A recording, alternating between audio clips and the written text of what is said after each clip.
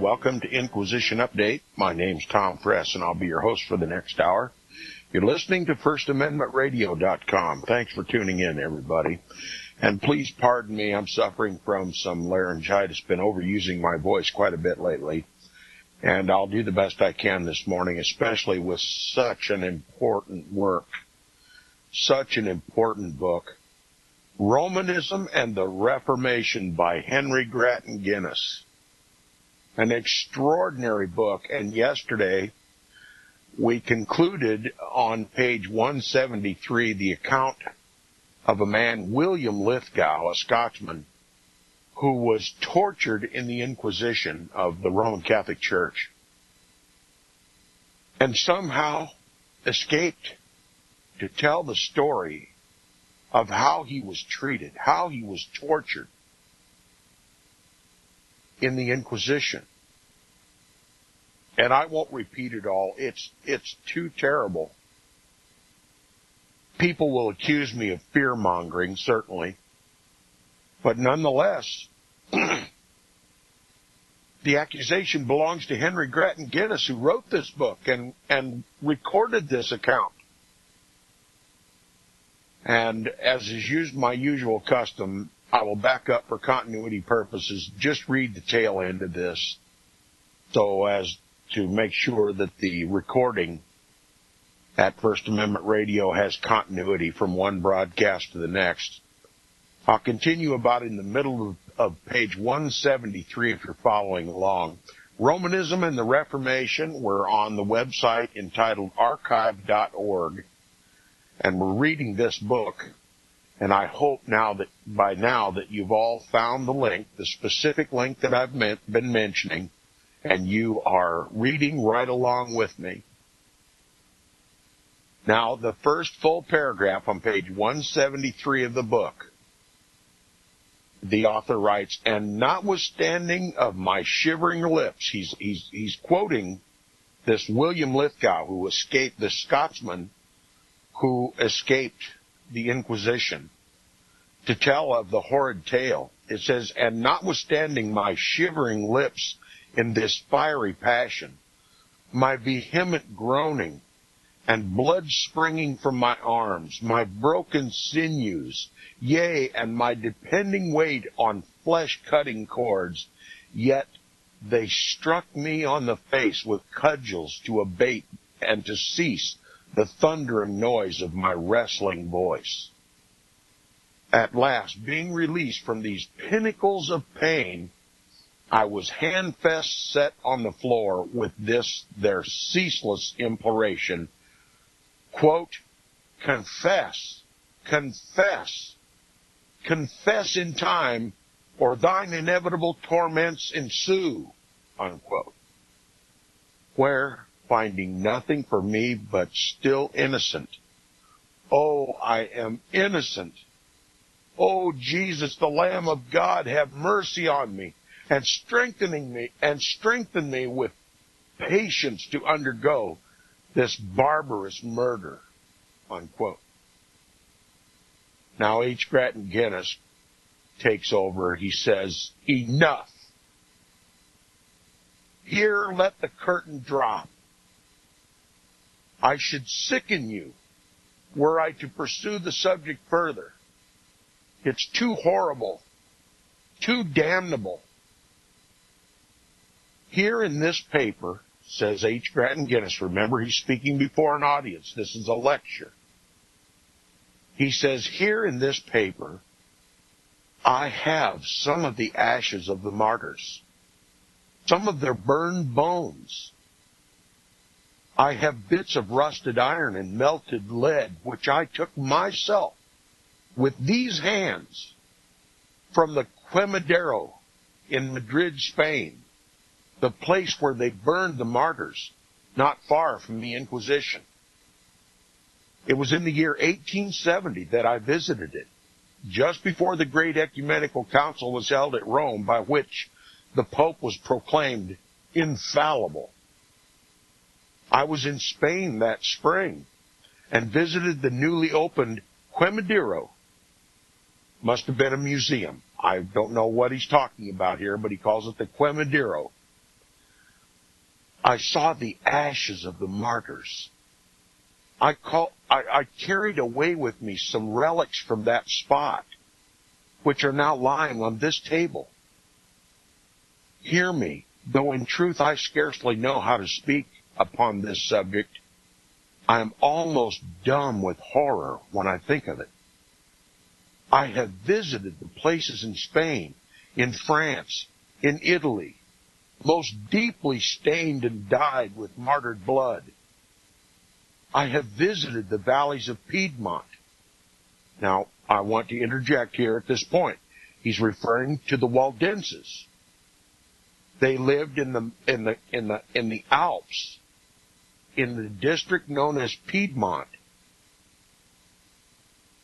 H. Grattan Guinness actually went to the place. Remember when I read the book, the History of the Waldenses by James A. Wiley? Many references to Piedmont and the persecution of the poor Waldensian people, the God-fearing, Bible-believing, Bible-reading, Bible-preaching Waldenses who rejected the papacy and said that he is Antichrist. H. Grattan Guinness literally went there, where they were slaughtered by the Roman Catholic Church, by the crusade after crusade after crusade, launched by pope after pope after pope, with the intent to annihilate those God-fearing people from off the face of the earth. H. Grattan Guinness says, I have visited the valleys of Piedmont. I have stood in the shadow of the great cathedral of Seville, on the very spot where they burned the martyrs, or tore them limb from limb.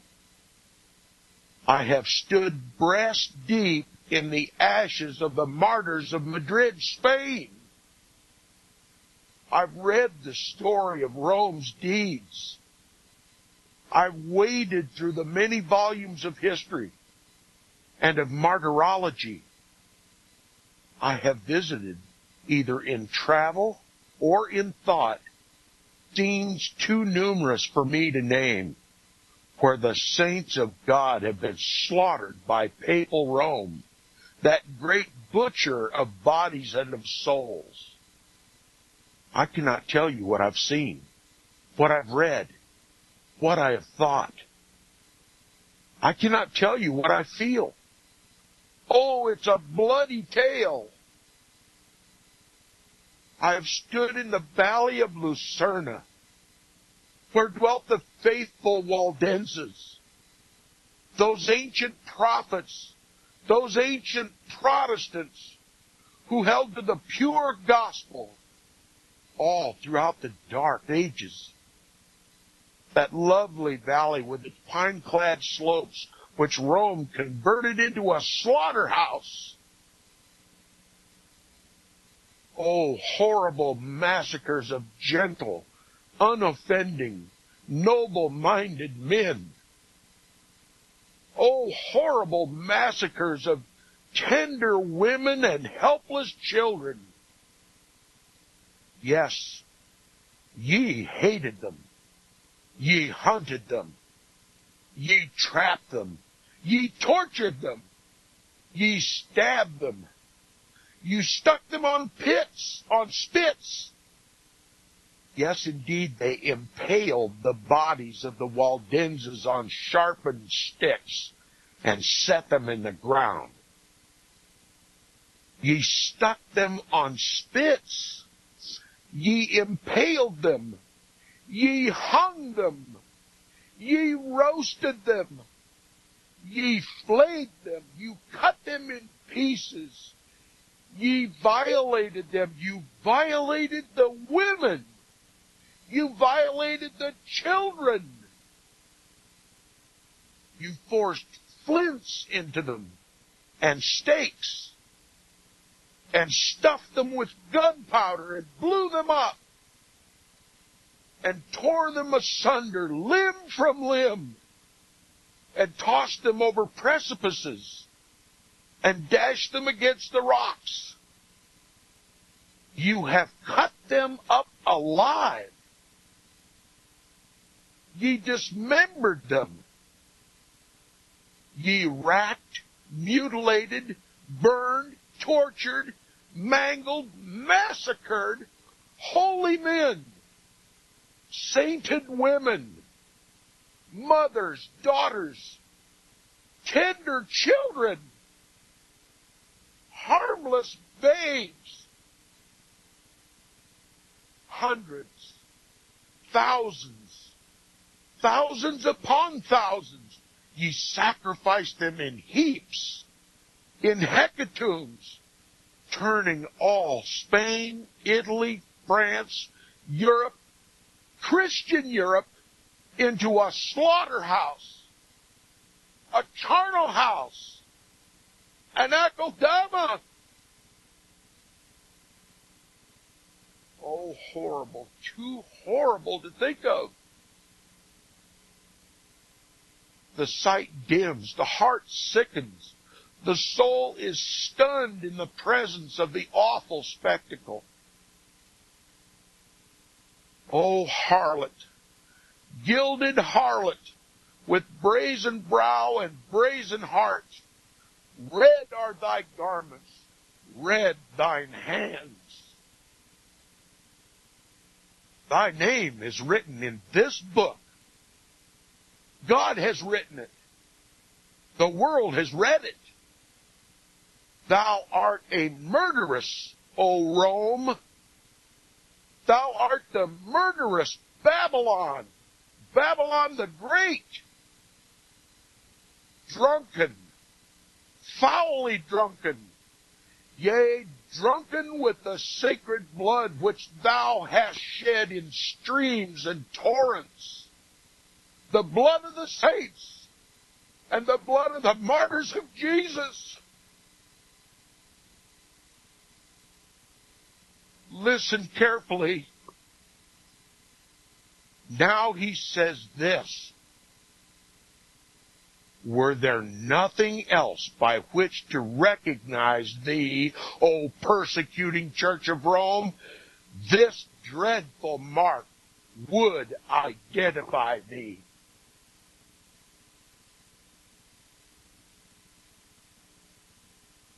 If there were no other evidence that the papacy is the Antichrist of the Bible, the Antichrist of the Bible, and that the Roman Catholic Church is that whore seated upon the bloody scarlet beast in Revelation chapter 17, all you would need to know is the history of the bloody persecution of the saints of God by the Roman Catholic Church, and you would have your Antichrist.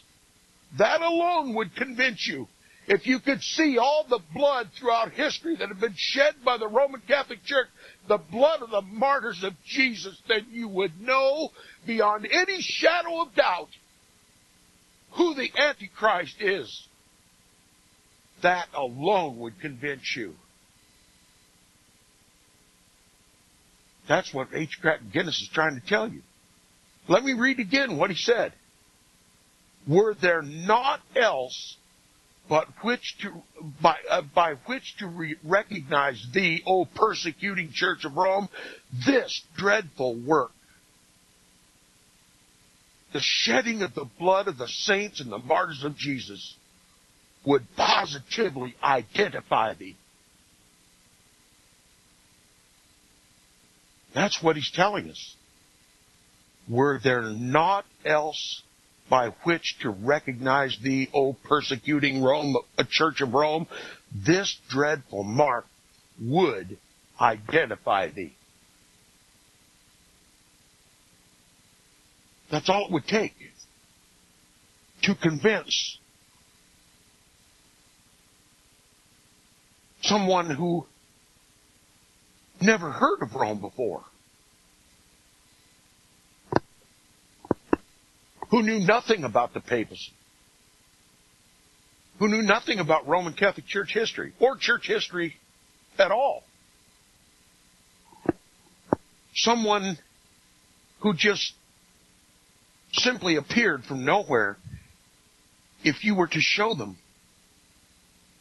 the blood that was shed by the Roman Catholic Church, and that alone, he would come to the conclusion on his own This is the Antichrist spoken of in the Bible. He continues, he says, this is thy brand. By this we know thee. Thou art that foretold Babylon. We know thee by thy place.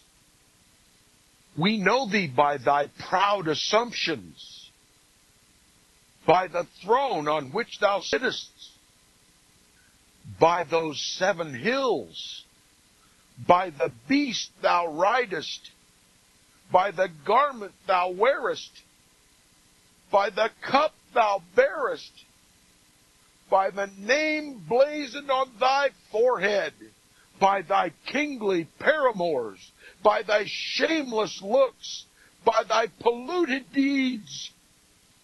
But, chiefly by this, by thy prolonged and dreadful persecution of the saints, by those massacres, by the Inquisition, by the fires of that burning stake. Mark how its ruddy flames ascend. See how its accusing smoke goes up to heaven. In this sacred prophecy, behold thy picture. Read thy name. Read thy written doom. The French Revolution broke upon thee. It was merely a stage in thy judgment, and no more. The beast who carried thee for centuries in abject submission turned against thee, cast thee off, stripped thy garments from thee, rent thee with its horns. It was foretold it would be so. It is fulfilled. But that fulfillment is not the end. It is but the beginning of the end. Tremble, for thy doom is written of old. The hand upon the wall has written it. The finger of Almighty God has engraved it. Dreadful have been thy sins, and dreadful shall be thy punishment. Thou hast burned alive myriads of the members of Christ. Thou hast burned them to cinders and to ashes. Thy doom is to be burned. Thy doom is the appalling flame whose smoke ascends forever.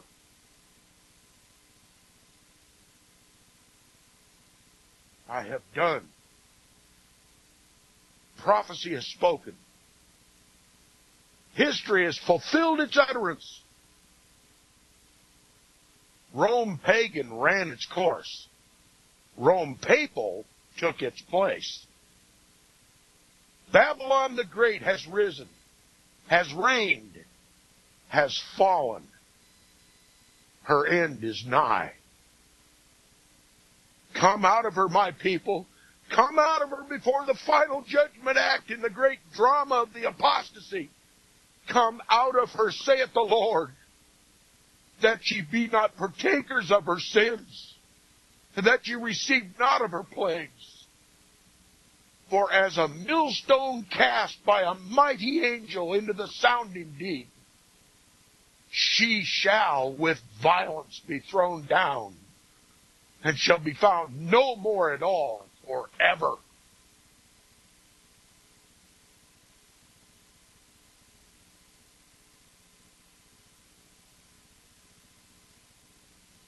H. Grattan Guinness, a Protestant,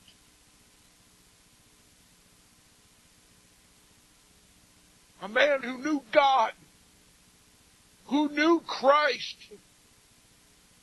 and who knew Antichrist, and was not ashamed to proclaim it to the whole world. And he did it by prophecy and by history.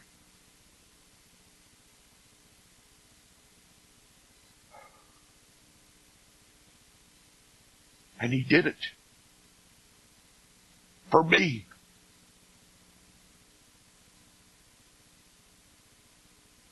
Would to God that there were an H. Grattan Guinness of our generation.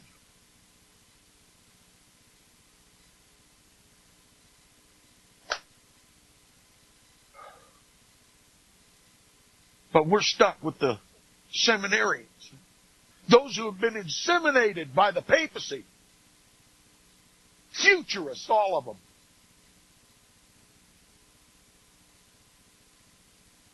They would repudiate this truth that H. Grattan Guinness has just given us.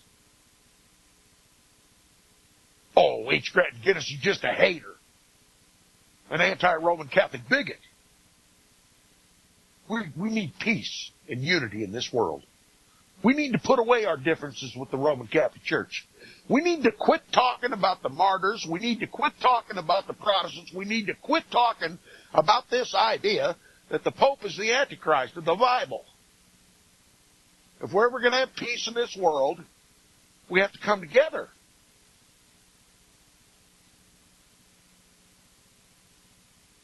Not me. Never. Not me. And not any of God's children. It's not going to happen. Unity with Rome is the mark of apostasy. Unity with Rome is a complete and total repudiation not only of the Protestant Reformation, but a repudiation of every drop of blood that Rome has shed for nearly 2,000 years. I will not be a part of that kind of apostasy.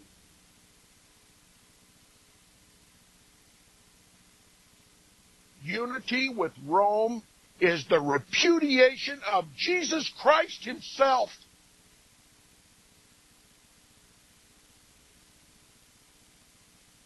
And a replacement with one called the Antichrist in the Bible.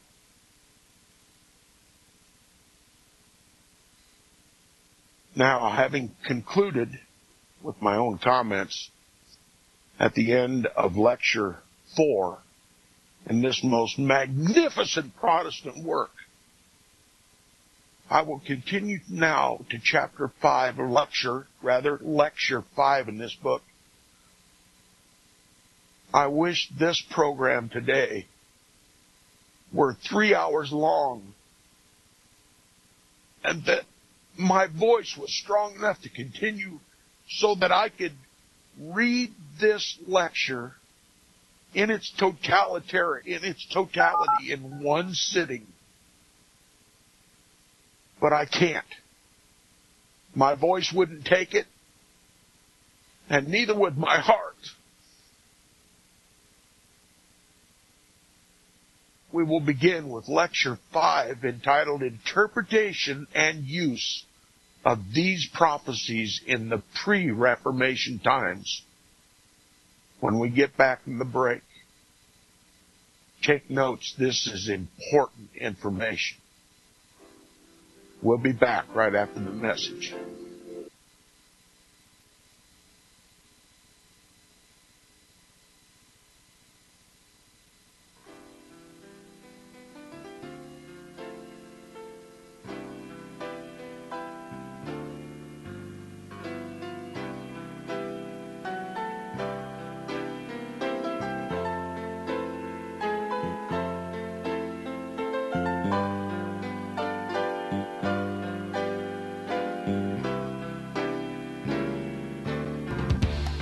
Hear it first on FirstAmendmentRadio.com and FirstAmendmentRadio.net.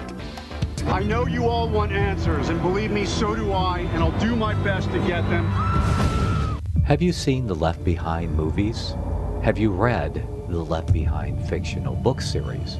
Not everyone believes Left Behind is true prophecy. Some may even regard as conspiratorial the mainstream re-release of the Left Behind movie with actor Nicolas Cage portraying the main character as an attempt to further reinforce in the minds of all this perception of false prophecy, in order to condition the masses for the play about to begin. Because they see the world stage shaping to fulfill what they have been led to believe is sound biblical interpretation, a left-behind rapture scenario, this false view of prophecy is reinforced in the mind, not only of its adherents, but also includes those who have been merely exposed to the specific media. Is it possible that false prophecy can be fulfilled? The rapture theories have always been in dispute. Pre-trib, mid-trib, and post-trib disputes have risen up in exclusively evangelical circles of recent history, so that when true believers don't suddenly disappear, this element will easily go by the wayside when all see a new Jewish temple begin to be built.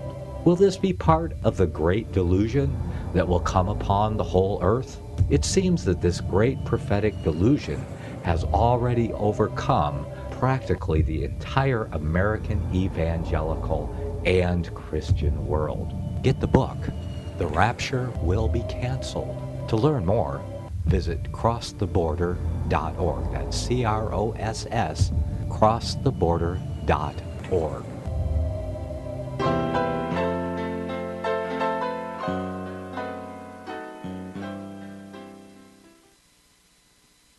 Welcome back from the break. You're listening to the second half hour of the Inquisition Update on First Amendment Radio. It's my privilege and pleasure, my blessing to get to do this program every day.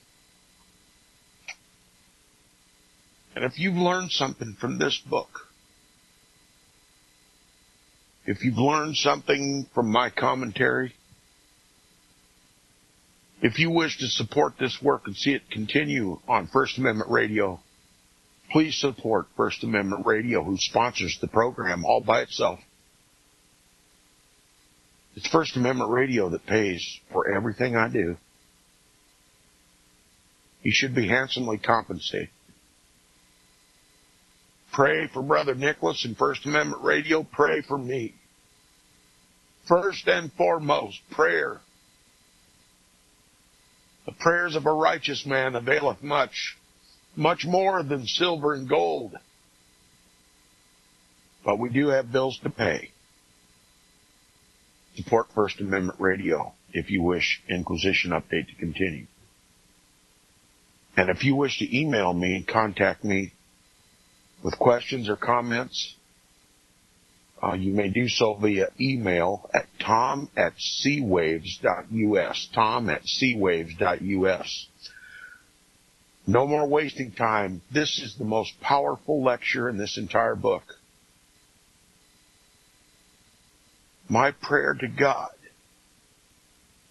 is that while I read this book, while I read this lecture, Chapter 5, Lecture 5, that God would speak it to the marrow of your bones. If you think these lectures that H. Grattan Guinness gave the world in the late 1880s is not consequential to your life, then you would be sadly mistaken. The information that I'm about to give is the most consequential to every Christian life in this country and around the world. Lecture 5 is entitled, Interpretation and Use of These Prophecies in Pre-Reformation Times. He begins, Romanism foretold. Such has been our subject in the 4 previous lectures. The Scripture prophecy and the papal history. That a deep and widespread apostasy has taken place in the Christian church. That this apostasy has produced paganized forms of Christianity, the chief of which is that of the Romish Church. That the apostasy of the Romish Church has culminated in the papacy. That the papacy has lasted through long centuries and lords it over half of Christendom. That it has persecuted the faithful unto blood, striving for the destruction of the gospel of God as if it were deadly heresy, and for the extermination of the saints of God as of accursed heretics. That it would have been completely triumphant still, but for the glorious Protestant Reformation, which burst its bonds, emancipated the enslaved consciences of millions, and created a new departure in the convictions and actions of the world. Such are the facts with which history presents us. They are broad, unquestionable facts, which are so notorious as to be beyond all controversy, so long-lasting as to fill the records of 1,000 years. And that this great apostasy was foretold, that it was foretold ages before its accomplishment by Old Testament prophets and New Testament apostles.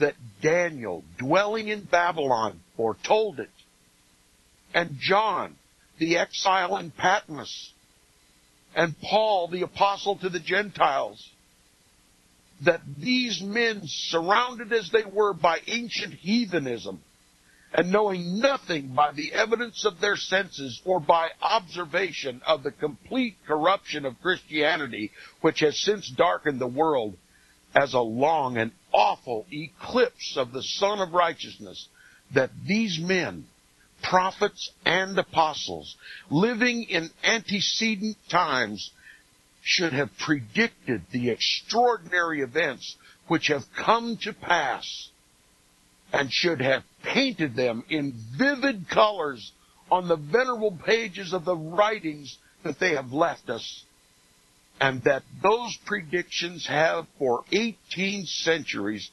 confronted apostate Christendom with their accusations, and reflected as in a faithful mirror the entire history of its ways.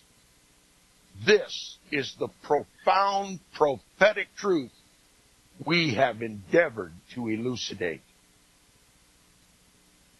We have now to study the interpretation and use of these marvelous prophecies by the Christian church. How has the Christian church understood and employed them? Of what practical benefit have these prophecies been to her during the last 18 centuries? It is evident that they were written for her guidance, her protection, and her sanctification. The prophecies of Paul and John are addressed to the Christian churches. The voice of inspiration expressly invites the whole church to study them. And the church has obeyed this command. She has read, marked, learned, and inwardly digested the sure word of prophecy. What moral effect has it had upon her? To what extent has it guided her footsteps and sustained her hopes?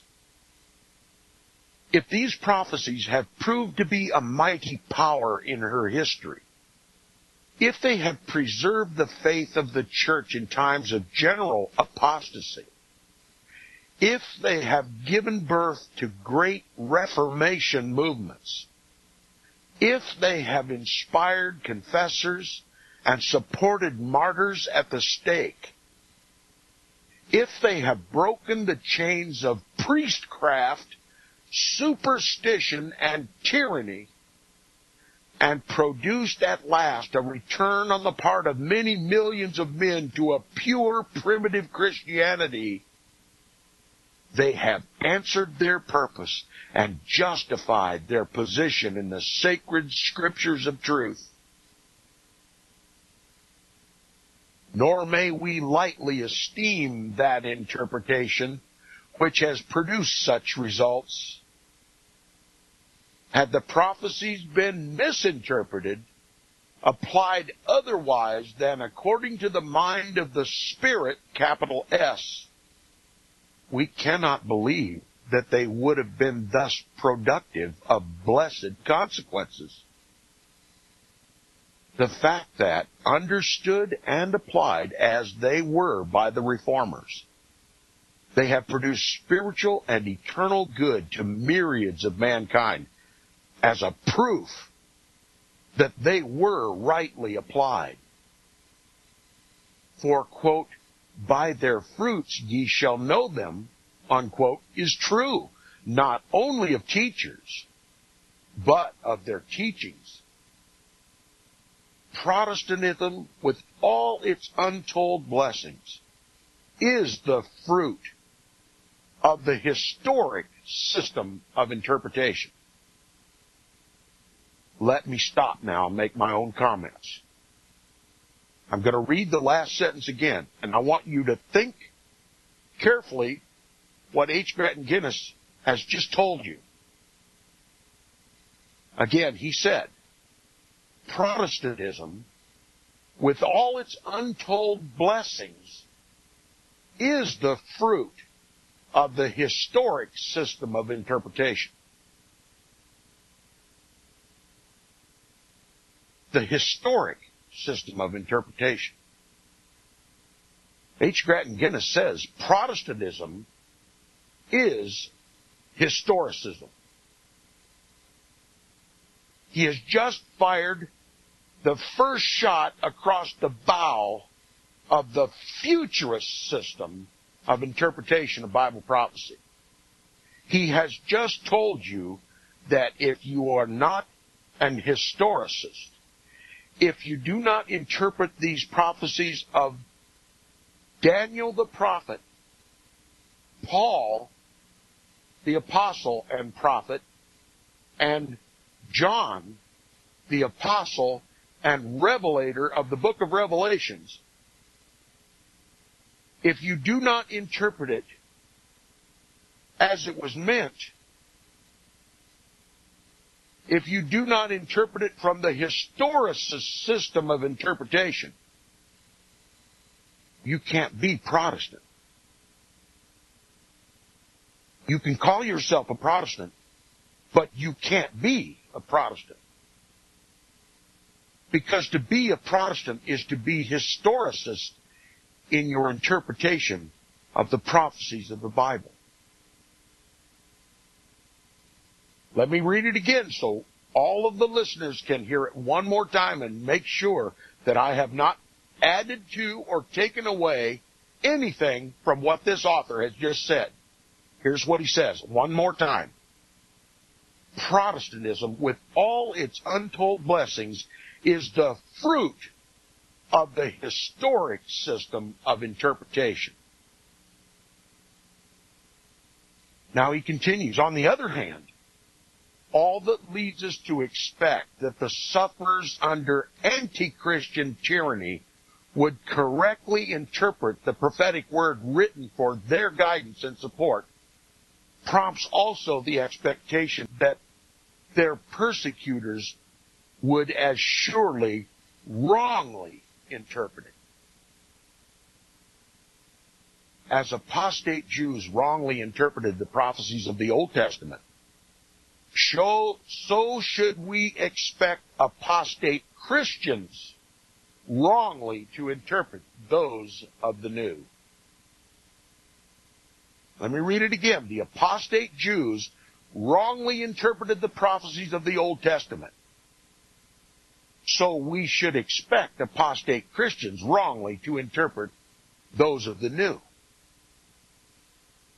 In our study of the last 18 centuries of interpretation, we shall not expect to find the true interpretation thereof among the apostates, but among the faithful not among the persecutors, but among the persecuted, not among those who have waged war against the gospel of Christ, but among those who have confessed its pure teachings and sealed that confession with their blood. We shall not be surprised to find antagonistic schools of prophetic interpretation, but on the contrary, we shall expect such. And we shall expect the apostates and the persecutors to belong to the one school and the faithful confessors and martyrs to another. If an officer of justice arrests a man because he perceives that he answers exactly to a description of a notorious criminal published by the government as a help to his identification, is it likely that the man himself will admit that the description fits him? Well, he will, of course, deny the correspondence, but his denial will carry no weight. On turning to the history of prophetic interpretation, this is precisely what we find. With many varieties as to detail, we find there have existed and still exists two great opposite schools of interpretation: the papal and the Protestant, or the futurist and the historical. Let me read it again. There are two opposite schools of interpretations of the prophecies in the Bible. One is papal, and the other is Protestant. One is futurist, and the other historical. What do you think this author is about to tell you? That the papal interpretation of the Bible prophecies regarding the Antichrist are futurist. The papacy depends on the world adopting this futurist interpretation of the prophecies. Why? Because they exonerate the papacy. They take the onus of Antichrist away from the papacy and put it on somebody way off in the distant future. And then the papacy is free, not suspect, allowed to prosper and practice throughout all of the Christian era, persecuting the saints, shedding the blood of the martyrs of Jesus, and no one pins the tail on the Antichrist donkey. Then we have the Protestant interpretation of Bible prophecy, the historical interpretation of Bible prophecy that sees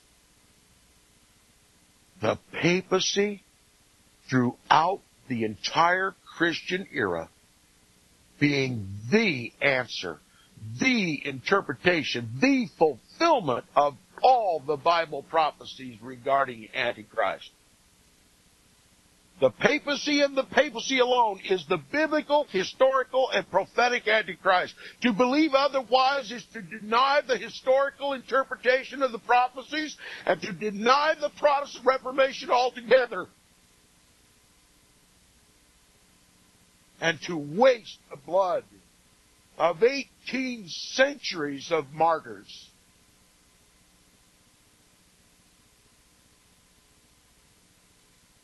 He continues, the latter, that is the historical or the Protestant interpretation of Bible prophecy, regards the prophecies of Daniel, Paul, and John as fully and faithfully setting forth the entire course of Christian history.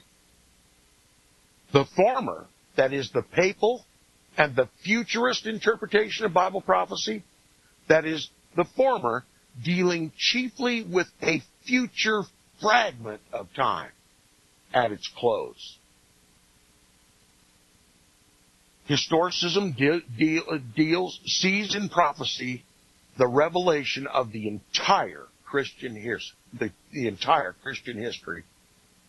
Futurism, as believed by the papists, leaves out the entire Christian era.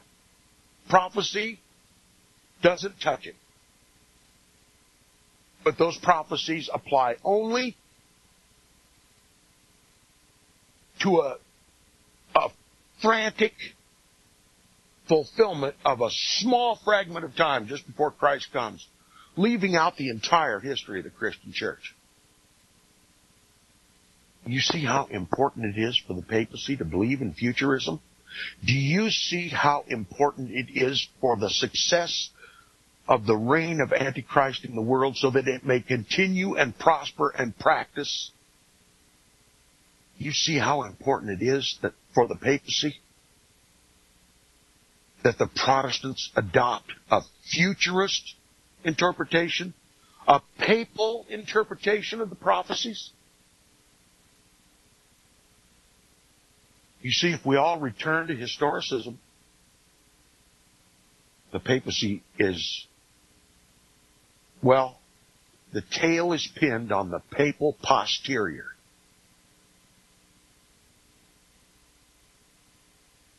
And the papacy is destroyed. Just like he was during the Protestant Reformation. Why? Because they were all historicists. But now because, and I use the word freely, now that we all believe, like the papists, in a future fulfillment of the Antichrist at the very end of time, we're all ready to put on our Sunday best and go to Rome and just kiss the ring of the Pope.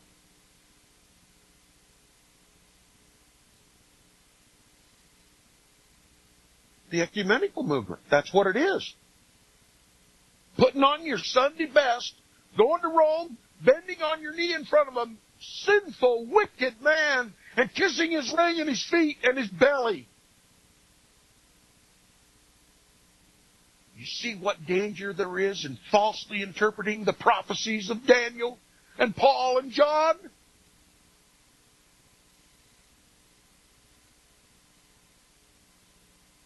Those who have never touched the unclean thing are now in bed with her.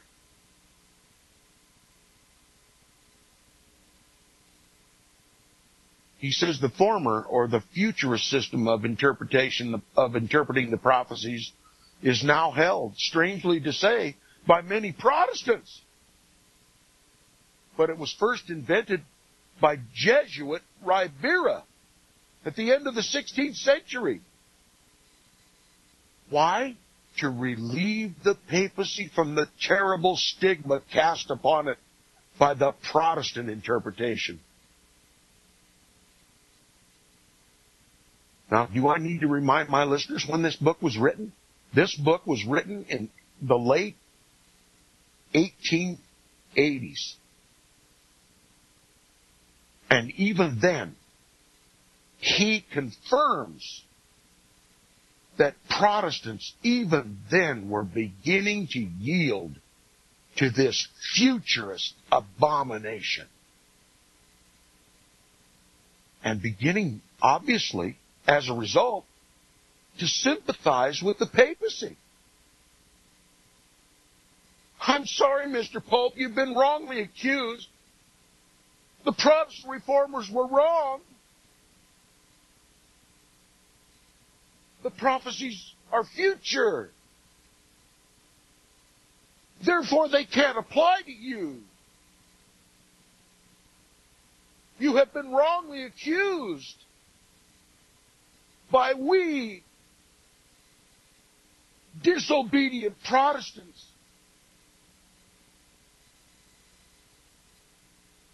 How may we amend our error, Mr. Pope? What might we do to exonerate ourselves before your pious throne? What must we do to come home?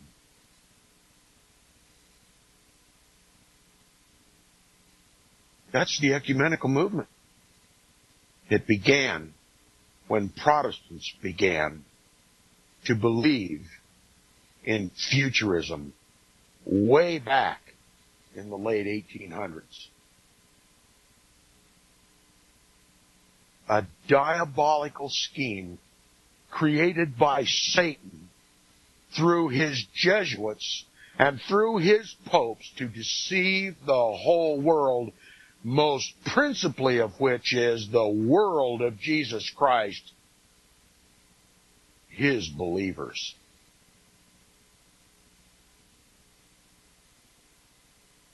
And caused them to give up the hope that they once had in Christ and to receive that hope once again from the papacy. Unbelievable apostasy.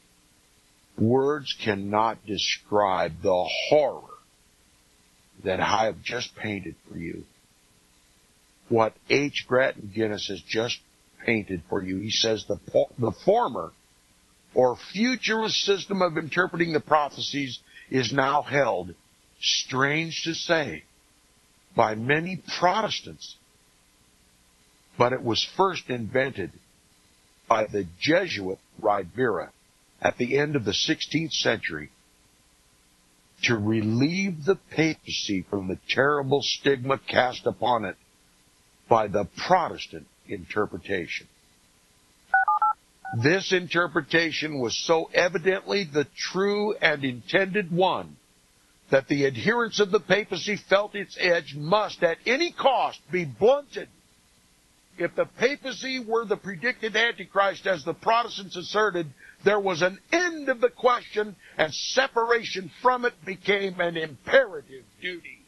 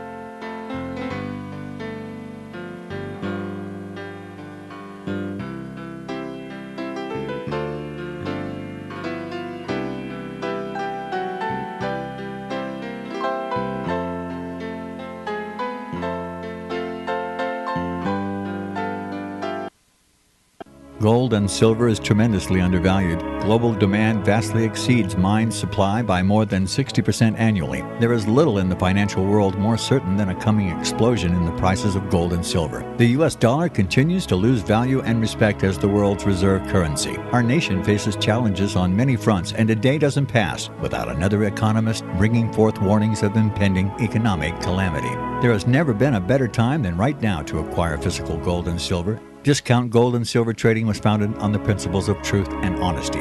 We believe in providing a quality product, quality service, and most importantly, competitive pricing. We provide all forms of precious metals, including American gold, silver, platinum, and rare investment and circulated coins. Silver bars, rounds, and 90% silver bags are on hand for the silver investor. Gold self-directed IRAs are available. Call Discount Gold and Silver Trading at 1-800-375-4188. Toll free, that's 1-800-375-4188.